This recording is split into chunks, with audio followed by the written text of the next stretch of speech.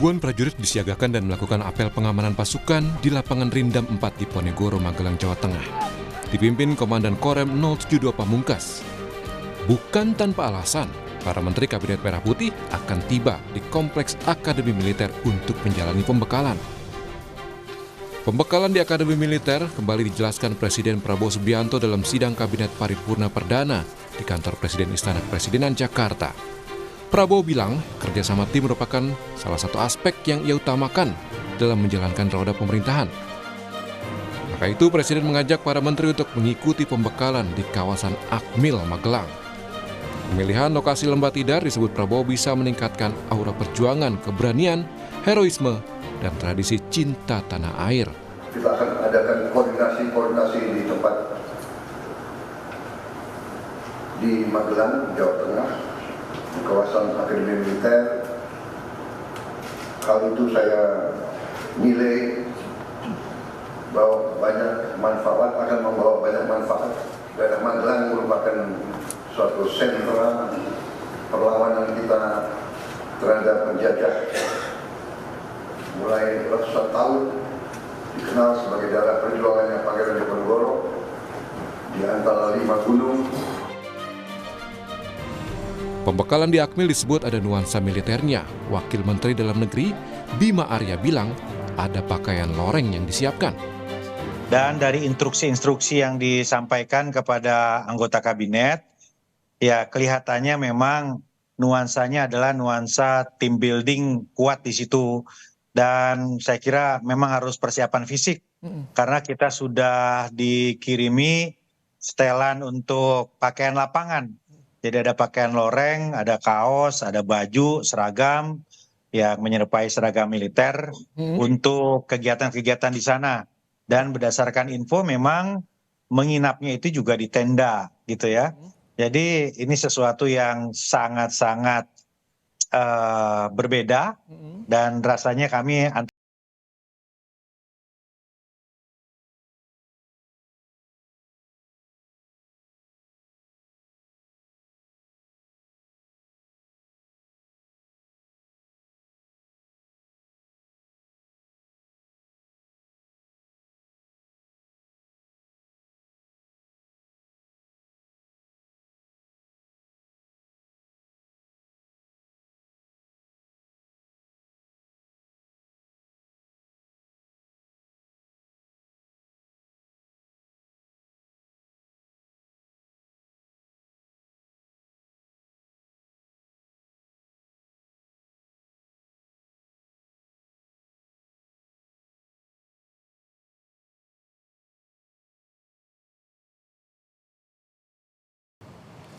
Saudara, kerjasama tim menjadi fokus utama pembekalan menteri dan anggota kabinet lainnya di kawasan Akademi Militer Magelang.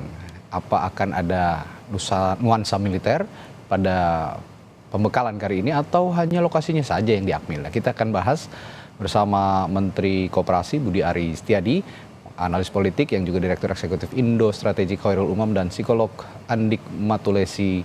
Selamat pagi Bapak-bapak. Selamat pagi. Selamat pagi. Pagi Pak Menteri. Selamat pagi.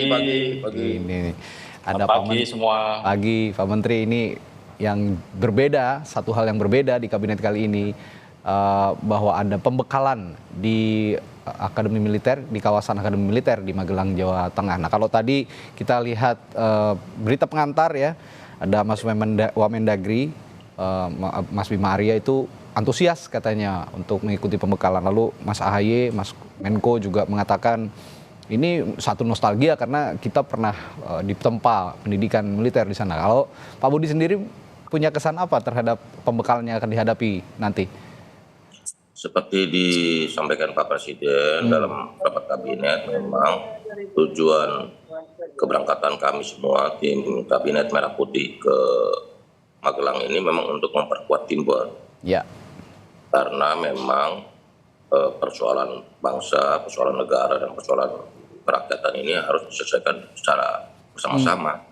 Jadi tidak ada lagi ego sektoral, tidak ada lagi bisa jalan sendiri. Jadi semangatnya harus semangat kebersamaan. Karena banyak permasalahan itu harus dikerjakan bersama-sama. Karena itu pembangunan team building perkuatan teamwork ini menjadi penting bagi jalannya pada pemerintahan khususnya kabinet Merah Putih gitu Mas. Oke. Sepertinya juga ada hal khusus yang ingin ditunjukkan oleh Presiden Pak Prabowo Subianto lewat pembekalan ini. Kalau Anda melihatnya tujuan selain tadi karakter building, leadership gitu, ada unsur lainnya misalnya melatih kedisiplinan begitu para menteri atau ada kesan lain, Pak Budi? Ya pasti karena sesuai dengan namanya Kabinet Merah Putih ini kan simbol persatuan, simbol kebersamaan, simbol kebangsaan, dan juga Pak Presiden menekankan tentang pentingnya persatuan nasional. Karena perjalanan catatan sejarah bangsa-bangsa di dunia juga mengatakan bahwa hanya bangsa yang bersatu, bergerak secara militan lah yang bisa membuat negara menjadi maju, dan itu ditekankan oleh Pak Presiden kepada kami semua. Kami sebagai pembantu beliau di Kabinet Merah Putih memang dituntut mutlak untuk bekerja sama, punya semangat, punya loyalitas, cinta tanah air dan sebagainya. Ya, satu kalimat yang saya catat, semangat militan ini satu hal yang positif Pak Menteri. Semangat militan yang dibangun oleh kabinetnya Pak Prabowo, Kabinet Merah Putih.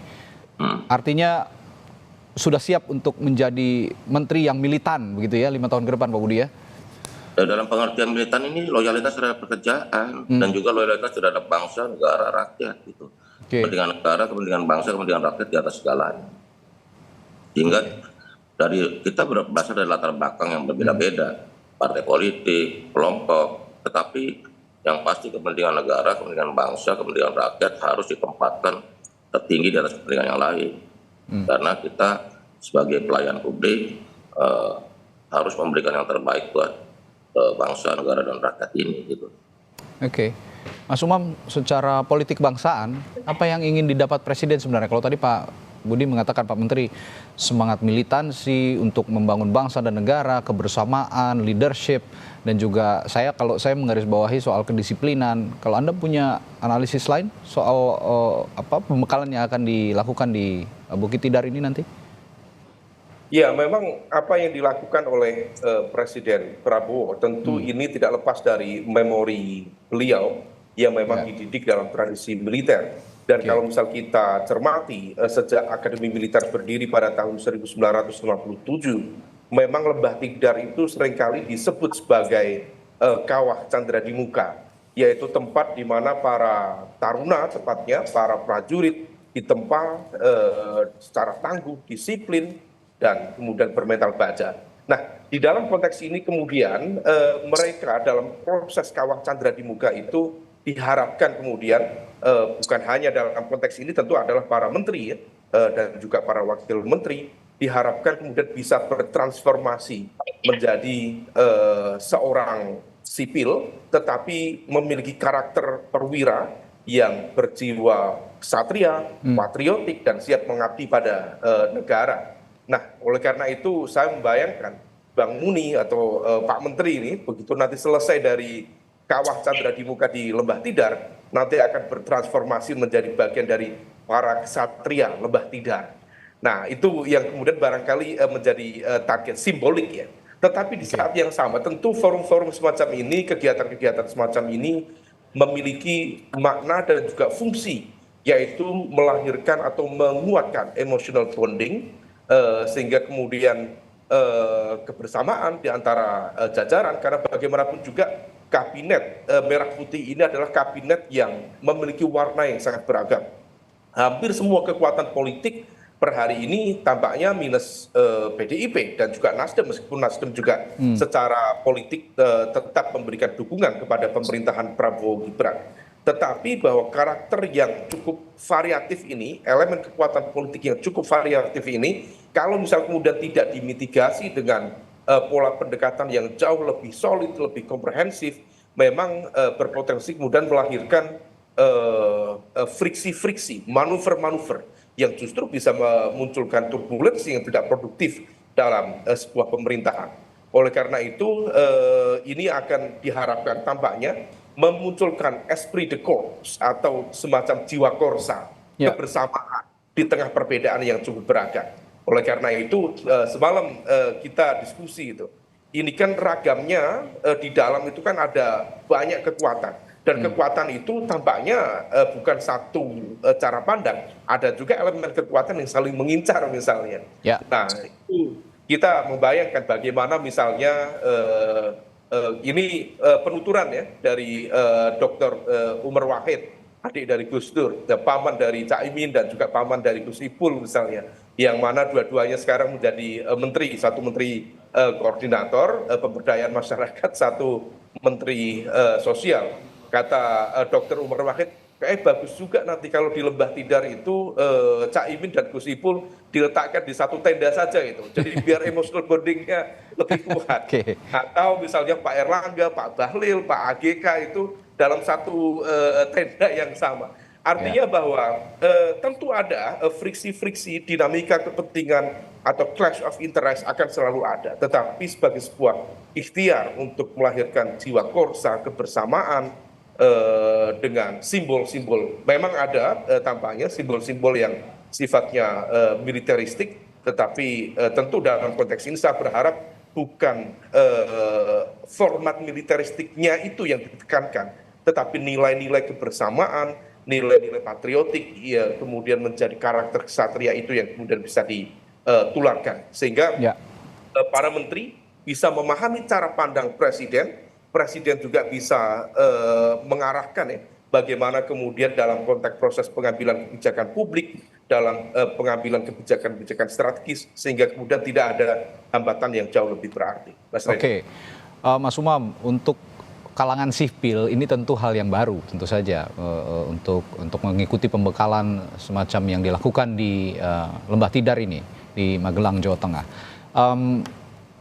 Kira-kira hal apa saja yang bisa didapat dari kalangan sipil lewat pembekalan semacam ini? Apakah akan ada output yang nantinya juga berbau Lembah Tidar begitu kira-kira?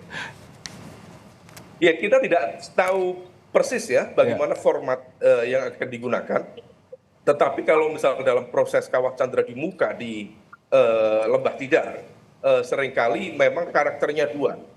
Bahkan kalau misal kita merujuk pada konsep Trisakti Wiratama atau tiga elemen dasar, kekuatan dasar, sehingga kemudian seorang taruna bisa mendapatkan predikat bintang Adimakayasa, jadi standar tertinggi dari seorang taruna atau perwira, itu adalah kekuatan intelektual, kekuatan fisik, dan juga karakter.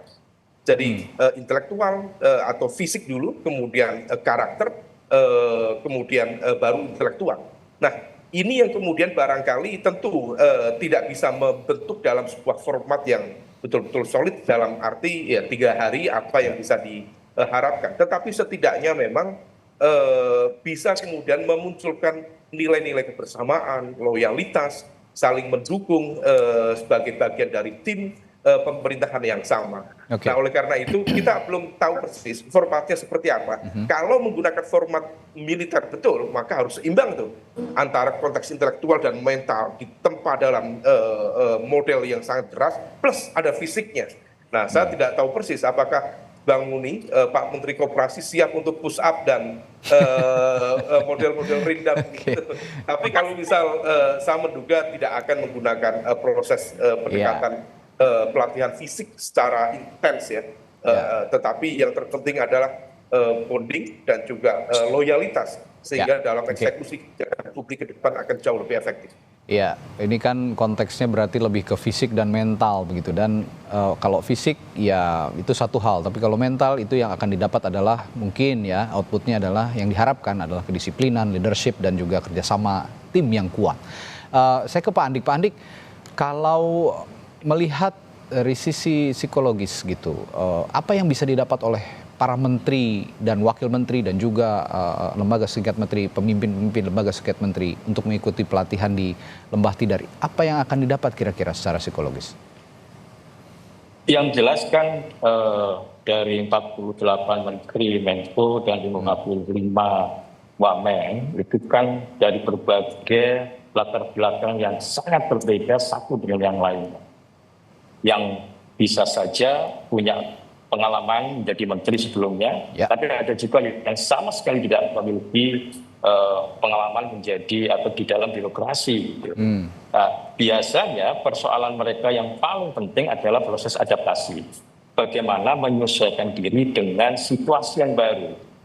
Karena pasti mereka-mereka yang belum pernah di birokrasi, belum pernah menjadi bagian di dalam birokrasi, pasti mereka punya kesenjangan di dalam bagaimana mereka berperilaku. Dan ini kan terlihat dalam beberapa kali, terlihat kegamangan-kegamangan, kesalahan-kesalahan dari beberapa orang dalam menghadapi, menyesuaikan diri situasi tersebut. Kalaupun ada memberikan pemahaman di Hambalang kan, beberapa hari sebelum dilantik, itu kan baru dari sisi kognisi ya, dari sisi knowledge, dari sisi kesadaran gitu. Tapi belum ada yang namanya emotional bonding di situ. Emotional bonding itu bisa dilakukan kalau melakukan pekerjaan bersama, melakukan kegiatan bersama. Nah, di Tidar ini, di lembah Tidar ini diharapkan mereka saling bertemu. Jadi tidak hanya sekedar tambahan informasi knowledge saja, tetapi juga ada ikatan-ikatan emosional di antara mereka. Karena pasti di antara mereka belum tentu ada kesepahaman, belum tentu ada friksi-friksi yang disebutkan oleh Mas Umar tadi. Tapi akan banyak sekali perbedaan-perbedaan latar belakang yang bisa memunculkan friksi. Selain itu, kalau saya yakin Pak Prabowo kan pernah menjadi bagian dalam kabinet sebelumnya, ya, dia punya preferensi. Kalau misalnya itu tidak dilakukan kegiatan bersama, pasti orang akan berjalan bersama. Orang tidak punya visi yang sama, orang tidak punya keinginan sama, orang tidak punya komitmen dan goal yang sama. Oleh karena itu, menurut saya adalah hal yang penting untuk mengumpulkan di lembah Tidar ini. Di satu sisi, tidak hanya sekedar persoalan Pak Prabowo pernah menjadi bagian dari situ ya, tetapi preferensi pernah di kabinet sebelumnya, preferensi bahwa yang bersangkutan juga pernah ditempa di situ, itu akan menjadi bagian yang penting bagi tim ya, jadi satu tim gitu. Ya, jadi adanya menjadi satu tim, satu komitmen, maka tentunya akan bisa memiliki satu tujuan. Walaupun hanya 3 hari, itu sebenarnya tidak kemudian menimbulkan emosional atau personal bonding yang sangat kuat gitu. Harus dilakukan berkali-kali gitu. Kalau hanya sekali saja, tentunya mungkin baru sampai pada, kalau skor 1 sampai 10 mungkin baru hanya sampai di tahap 3 atau 4. Belum sampai sepenuhnya gitu. Karena persoalan mental gitu ya, persoalan mental disiplin, daya juang, kemudian resiliensi, kemampuan untuk berbagi, sense of belongingness, jiwa korsa, itu tidak bisa dibangun hanya dalam waktu 3-4 hari. Tapi harus berkali-kali dilakukan. Artinya ini bagus untuk melatih kerjasama, kedisiplinan, kekompakan ya dalam koordinasi antar kementerian. Karena banyak sekali atau sering kali kita menjumpai bahwa dalam pemerintahan itu ada unsur ego sektoral misalnya, masing-masing menteri yang di bawah koordinasi Menko khusus misalnya. Ini kan jadi penyakit laten sebenarnya. Ini ada di ranah sana, ini ada di ranah sini. Nah, ego sektoral itu apakah bisa dikikis dengan pembekalan ini kira-kira? Betul. Ego sektoral, apalagi banyak kementerian baru yang sebelumnya jadi satu, kemudian berbanyak ya, misalnya di Kemendikbudristek dulunya 1 menjadi 3. Itu kan memahami tugas masing-masing saja, itu kan perlu. Padahal sebenarnya misalnya pada saat kita bicara tentang sekolah menengah dan dasar, tidak kita bicara tentang bagaimana pendidikan tinggi, bagaimana dengan budaya, membangun nilai-nilai budaya. Jadi memang menurut saya hal yang sangat benar gitu ya, sangat tepat kalau mereka-mereka itu dimasukkan dalam sebuah tempat yang namanya Bukit Tidar gitu. Karena kalau itu dilakukan di Jakarta, di hotel, nggak akan selesai gitu. Karena situasinya akan berbeda. Di Bukit Tidar ada situasi yang berbeda, situasi yang tidak hanya sekedar persoalan mental, tetapi juga membutuhkan fisik gitu. Apalagi dalam konteks kita dihadapkan dengan alam itu, maka tentunya akan bisa membangun rasa solidaritas, rasa dinamika kelompok itu akan terbangun. Oke. Pak Menteri, Pak Muni, ini kalau melihat koordinasi begitu kan, sepertinya kementerian yang Anda pimpin ini nanti akan di bawah koordinasi Kementerian Pemberdayaan Masyarakat yang dipimpin oleh Gus Muhaimin. Nah, ada juga Kementerian Sosial, Kementerian Perlindungan Pekerja Migran, lalu juga Kementerian Desa, Kementerian UKM, lalu Badan Ekonomi Kreatif. Nah, apakah kementerian-kementerian yang berada di bawah koordinasinya Gus Muhaimin ini juga sudah saling ya setidaknya berkomunikasi sebelum pembekalan, dan apa yang akan kira-kira dikuatkan untuk mengkoordinasikan di pemberdayaan masyarakat ini? Ya, kemarin itu baru sidang kabinet paripurna pertama, sehingga ini kan kemarin itu sidang kabinet paripurna untuk menerima arahan Pak Presiden, karena agendanya memang arahan Presiden. Nah, sehingga pola kerja dan tata kerjanya belum dibicarakan lebih lanjut. Tapi ya kita pokoknya intinya kita optimis lah bahwa teamwork ini masih jadi bagian penting, karena selama kepentingan kita untuk bangsa, negara, dan rakyat harusnya satu. Cuman kalau ada kepentingan sendiri, kepentingan pribadi, kepentingan kelompok, ya jadi lain lagi. Tapi kalau bagi kami sih enggak, kita harus berjuang untuk sama-sama demi kepentingan yang lebih besar itu, sesuai dengan arahan Pak Presiden. Karena bagi kami, pengabdian kepada bangsa dan negara ini adalah bagian dari untuk ikut mewujudkan Indonesia Emas 2045. Pak Budi, yang bikin publik penasaran juga selain Pak Presiden, siapa sih sebenarnya yang akan memberikan materi pembekalan ini sendiri? Apakah ada dari unsur-unsur militer, atau juga ada unsur justru mungkin ada pembekalan dari ilmuwan-ilmuwan luar negeri misalnya yang bisa diberikan kepada para menteri? Nanti saya akan tanyakan itu ke Pak Budi, Pak Menteri, setelah jeda di Sapa Indonesia Pagi. Tetaplah bersama kami. Masih membicarakan soal pembekalan yang akan diberikan Prabowo Subianto sebagai Presiden Republik Indonesia kepada para menterinya nanti besok di Bukit atau Lembah Tidar di Magelang, Jawa Tengah. Nah, yang saya penasaran dan juga publik penasaran sebenarnya, selain Pak Prabowo, siapa lagi sih yang memberikan materi-materi pembekalan nanti, Pak Menteri? Sampai saat ini belum materi-materi dan jadwal detailnya belum kami terima. Masih surprise berarti ya? Ya. Tapi buat kami sebenarnya ini penting untuk tadi tujuan-tujuan untuk kerjasama tim, penguatan tim, karena memang banyak pendapat publik yang mengatakan bahwa ini kabinet besar ini bagaimana. Memang pertanyaan paling penting atau jawaban yang paling penting adalah dua kata itu, soliditas dan koordinasi di kabinet Merah Putih ini. Nah, itulah yang ingin diciptakan, ingin ditumbuhkan soal soliditas dan koordinasi di Kabinet Merah Putih. Artinya ini bisa menjawab kritikan yang selama ini menganggap, wah ini kabinet besar tapi tidak kompak. Nah, inilah jawaban atas kritikan itu, begitu ya Pak Menteri ya? Betul, bahwa Pak Presiden sudah tekankan pokoknya kepentingan kita, kepentingan negara, bangsa, rakyat harus kepentingan utama dibanding kepentingan kelompok atau pribadi.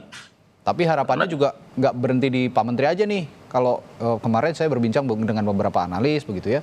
Kalau bisa metode seperti ini kan sistem baru gitu Pak Budi. Kalau bisa ke bawahnya juga ikut juga diterapkan metode-metode semacam ini supaya untuk lebih solid lagi ke bawah gitu. Termasuk untuk kepentingan daerah. Mungkin nanti setelah penataan organisasi sudah selesai, penataan tim di kementerian masing-masing kementerian juga bisa dilakukan gitu. Karena ini kan beberapa kementerian sedang melakukan konsolidasi ya. Karena ada pemisahan, ada SOTK baru gitu loh. Sehingga perlu penataan dan penyesuaian. Nanti setelah konsolidasi ini selesai, kita harapkan juga di level berikutnya ada hal yang sama untuk membangun tim karena Pak Presiden dan saya setuju sekali bahwa semua itu harus dikerjakan secara tim, bukan perorangan. Ini bukan orang yang hebat, tapi tim yang hebat gitu. Itu tadi yang sempat dibahas juga soal ego sektoral, Pak Budi. Ini seperti itu. Karena coba aja kita bicara satu urusan, itu bisa 7 sampai 10 kementerian lembaga yang terlibat gitu. Ya, soal ego sektoral juga jadi perhatian sehingga justru itu ini juga ego sektoral ini harus kita minimalisir serendah mungkin untuk membuat kinerja pemerintahan ini bisa memberi dampak bagi masyarakat. Karena ukurannya sekarang kan kerja yang berdampak. Saya selalu diingatkan 3 aja ukurannya, tercatat, terukur, terdampak. Jadi kita mengerjakan apapun dampaknya bagaimana? untuk masyarakat. Oke. Nah harapannya kan bisa kerja cepat begitu. Kalau tadi sempat menyinggung juga Pak Andik, selain mental, fisik juga akan dilatih. Ini kerja cepat ini membutuhkan fisik yang prima gitu kira-kira. Ini sepertinya juga akan ada pelatihan atau pembekalan fisik juga nih. Sudah siap ya, Pak Menteri? Ya pastilah kalau fisik, tapi kan dengan kondisi dari anggota kabinet yang berbeda-beda, ada yang tua, ada yang muda, mungkin yang muda lebih segar ya. Tapi kan fisik itu ya, proporsional lah ya, berdasarkan usia begitu ya. Enggak, fisik itu kan dalam pengertian ya pastilah. Kalau kita nggak sehat, bagaimana kita menjalani tugas-tugas pemerintahan gitu. Ya karena kan diharapkan bisa kerja cepat ya, fisik juga harus prima karena agenda kementerian dijamin juga akan padat nanti setelah ini untuk menggenjot buat kami agenda-agenda itu program. Penting dalam pengertian ya kita harus bugar. Kalau badan kita nggak sehat, gimana kita mau mikir yang baik. Gitu. Tapi ukurnya bukan kuantitas dalam pengertian push up berapa banyak, enggak. Menurut saya enggak itu. Tapi kalau kita prima, kita fit gitu loh. Bisa bangun pagi, bisa tidur agak telat nggak apa-apa, bangun pagi segar lagi, itu buat saya sih oke lah. Ya karena kita melayani rakyat kok. Kalau melayani rakyat ya harus penuh hati gitu loh. Terlebih besok kan intinya kita harus penuh hati melayani rakyat gitu. Terlebih besok mulainya pagi-pagi sekali katanya. Pagi. Jam 5.20 betul? Betul. Wah luar biasa. Ini sudah pagi-pagi sudah bangun. Nggak tahu nanti ngebanguninnya gimana ya, mungkin pakai lonceng kali ya. Ya.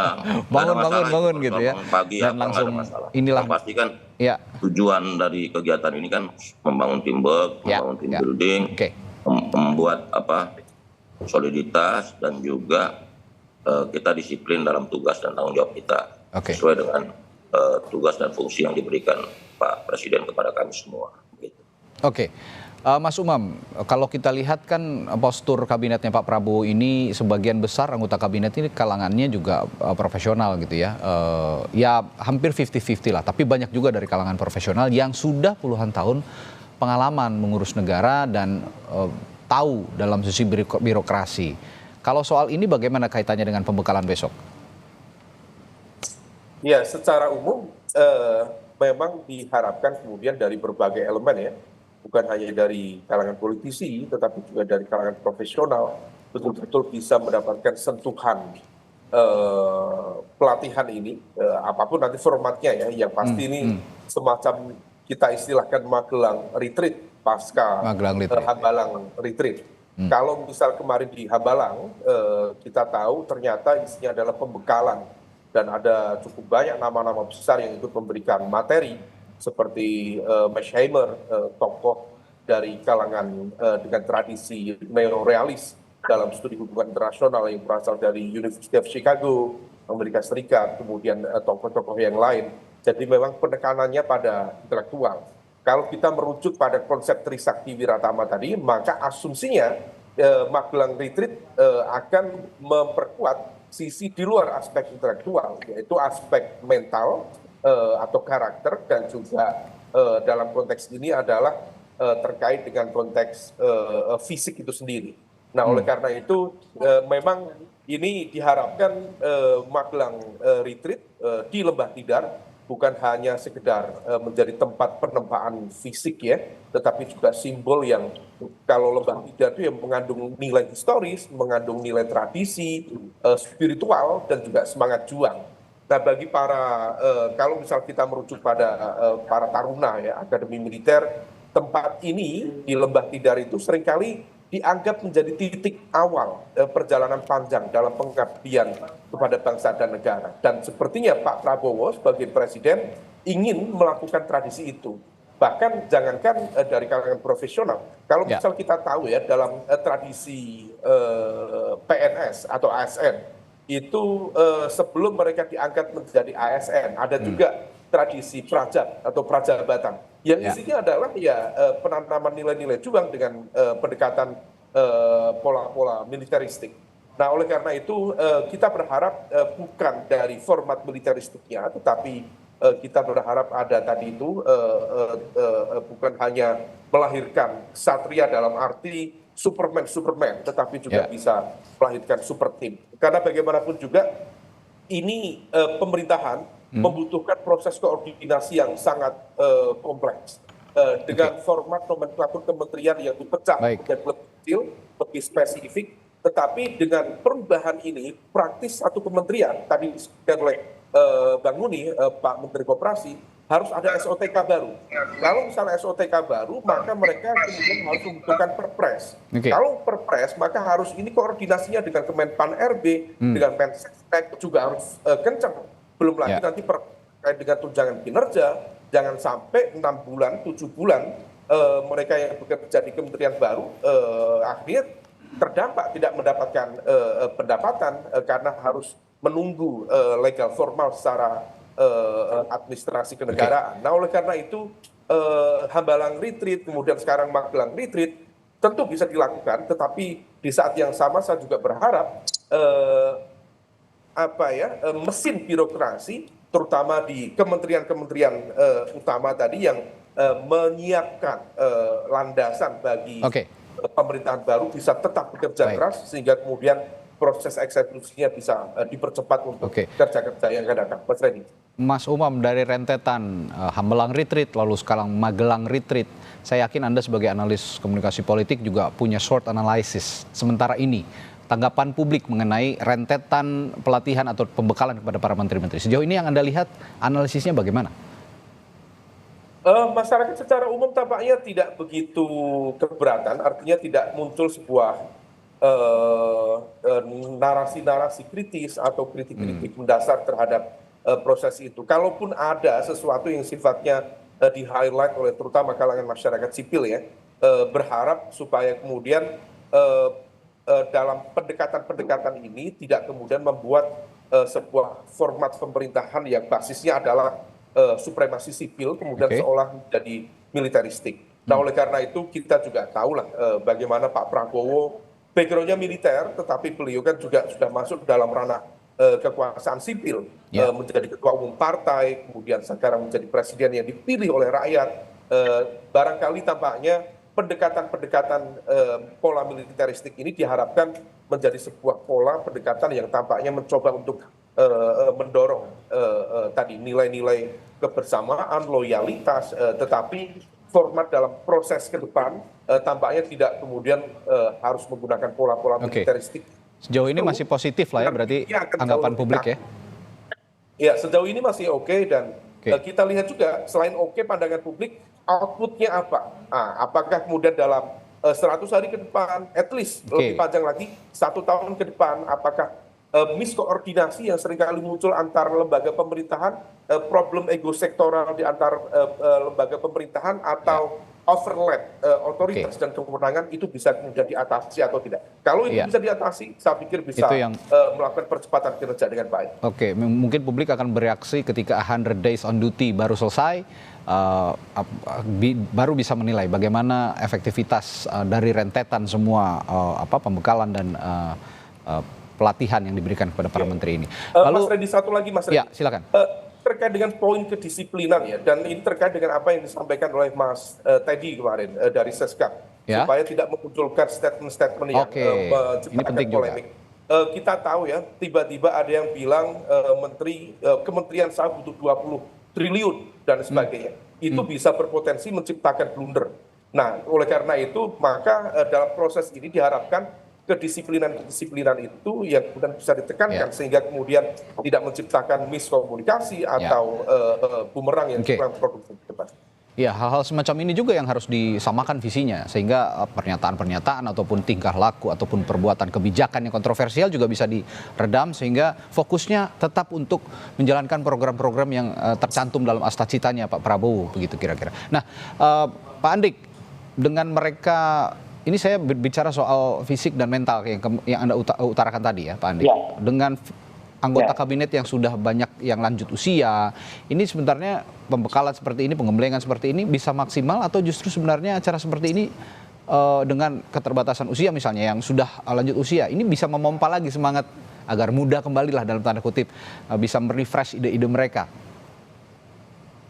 Ya, saya yakin pembekalan akan dilakukan sesuai dengan usia ya, karena pasti faktor usia akan berpengaruh dalam kegiatan-kegiatan fisik yang ekstrim. Kalau saya melihatnya lebih pada faktor psikologisnya yang ditekankan, misalnya terkait dengan komunikasi. Jadi kalau sudah ada ikatan emosional yang kuat, maka komunikasi tidak hanya komunikasi formal, tetapi juga komunikasi interpersonal, komunikasi yang lebih dekat. Karena biasanya persoalan-persoalan berat itu malah bisa antar lembaga, antar departemen, antar kementerian bisa diselesaikan dengan model-model komunikasi yang sangat mengedepankan emosional, kedekatan. Itu yang menurut saya menjadi bagian penting. Kalau persoalan fisik, saya yakin saya setuju dengan Pak Menteri tadi, itu terkait dengan persoalan kebugaran saja. Ada proses pembiasaan. Jadi misalnya dari pagi bangun, kemudian melakukan kegiatan. Dan itu pun saya yakin akan dilakukan oleh seluruh menteri dalam 100 hari ke depan. Oleh karena itu faktor kebugaran, faktor fisik, kalau itu dilatih menjadi sebuah habituasi, sebuah kebiasaan yang dilakukan terus-menerus, tentunya juga akan meningkatkan kebugaran dan akan meningkatkan juga kemampuan para menteri untuk bekerja. Karena saya yakin dalam 100 hari ke depan tekanan publik besar, tekanan program-program yang diselesaikan juga banyak, apalagi menyambut di tahun depan ya. Jadi program-program yang akan dimunculkan di tahun depan juga pasti akan sangat lebih kompleks ya, karena diharapkan dengan jumlah yang besar maka akan bisa menyelesaikan persoalan-persoalan yang lebih besar lagi. Lebih besar. Jadi dan menurut lebih cepat, saya ya. faktor psikologis itulah yang sebenarnya lebih berperan ya. Bagaimana membangun sense of belonging, bagaimana berkomunikasi, meningkatkan ikatan emosional satu dengan yang lain, itu akan menurunkan ego struktural dari teman-teman kementerian. Oke, jelas benar. Saya ke Pak Budi Ari, Pak Menteri.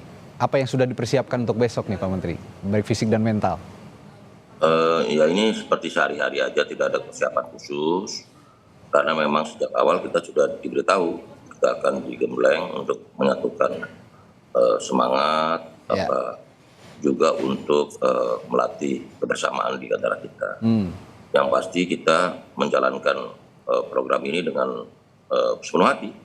Karena juga kita juga berharap kabinet ini tetap solid dan koordinasi bisa berjalan lancar dan mengedepankan kepentingan negara dan bangsa di atas kepentingan kelompok dan pribadi. Karena itu kita juga berharap setelah pelatihan kita bisa di Magelang ini kita bisa bekerja lebih cepat lagi untuk melayani rakyat. Semangat Pak Menteri untuk besok pembekalannya. Age is just a number, jadi usia bukan halangan untuk tetap semangat, untuk tetap bisa melayani rakyat dengan cepat tentunya, karena harapannya Pak Prabowo juga dengan postur kabinet yang besar, ini bisa kerja cepat langsung menyentuh ke masyarakat. Nah, pembekalan inilah yang jadi pintu awal, pintu masuk para menteri dan wakil menteri untuk bisa bekerja cepat, bisa disiplin, bonding satu sama lain, saling kerjasama yang punya kerjasama yang apik begitu kira-kira, dan emotional bonding juga yang tadi diungkapkan oleh Pak Andik sangat penting. Terima kasih para narasumber saya pagi hari ini. Menteri Koperasi Republik Indonesia Budi Ari Setiadi, lalu Mas Khairul Umam, analis komunikasi politik, serta Pak Andik setelah berada di Sapa Indonesia Pagi. Kita jumpa lagi lain waktu. Sehat selalu Bapak-bapak.